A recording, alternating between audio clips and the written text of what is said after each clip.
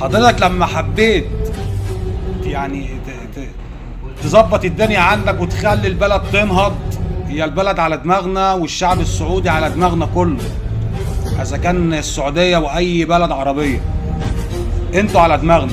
بس انا بخاطب شخص واحد بس. جبت مخرجين مصريين وجبت مطربين مصريين وجبت ممثلين مصريين، عملوا لك افلام والافلام دخلت العالميه، وعملت حفلات هناك واقمت حفلات، واللي اقاموا لك الحفلات كان مدعاة حفلات ناس مصريين، وانت حضرتك اللي كنت بتصرف، وجبت ناس مطربين عملوا لك حفلات. الدنيا بقت حلوه.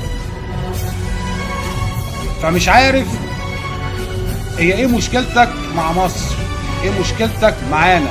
ليه دايما حاطط مصر ديت اللي هي اقل حاجه؟ ليه انت شايفها حاجه صغيره مع ان هي حاجه كبيره وانت تعلم بذلك؟ بس دي بقى مشكله بينك وبين نفسك. معرفش بقى كان في يعني المشكله دي كانت سببها زمان وانت صغير، كان في مشكله مع حد بينك وبين حد مصري عشان انت تحط مصر، او انت شايف مصر قد كده؟ لا يا فندم، انت لو شايف مصر قد كده عشان انت معاك فلوس، فلوسك دي بعد احترامي لاي حد تحت جزمتنا، فلوسك تحت جزمتنا خلاص.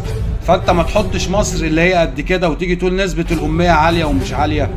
لا يا حبيبي، في كل بلد في نسبه اميه، بس احنا بلد العلم والعلماء، احنا بلد الازهر الشريف، احنا بلد الحضاره المصريه. مش هاجي اقول لك بقى 7000 و8000 و10000، احنا بلد الحضاره. تمام، احنا الفراعنه، لنا حضاره ولنا اجداد ولنا تاريخ خلاص.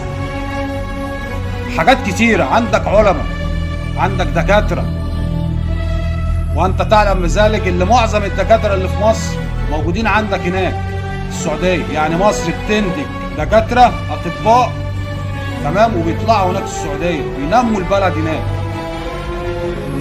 مهندسين مصريين هناك، عمال مصريين عايشين هناك وشغالين هناك. فاصبح ان البلد ناميه. من غير المصريين انت مش هتبقى المستشار، ومن غير المصريين مش هتبقوا انتوا عايشين في حياه مرفهه وحياه نزيهه. واحنا هنا في مصر في ناس عايشه حياه مرفهه وحياه نزيهه، بس احنا كتير قوي. اجيبها لك من الاخر، احنا بالملايين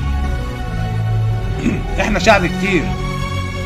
فعشان كده هتلاقي الواحد فينا مش شدة الزحمة هنا والتعدد السكان والزحمة اللي احنا شايفينها، فمعظم الناس بتطلع بره. انا واحد من الناس ما فكرتش ان انا اسافر السعودية اشتغل فيها، نفسي اطلع اعمل عمرة.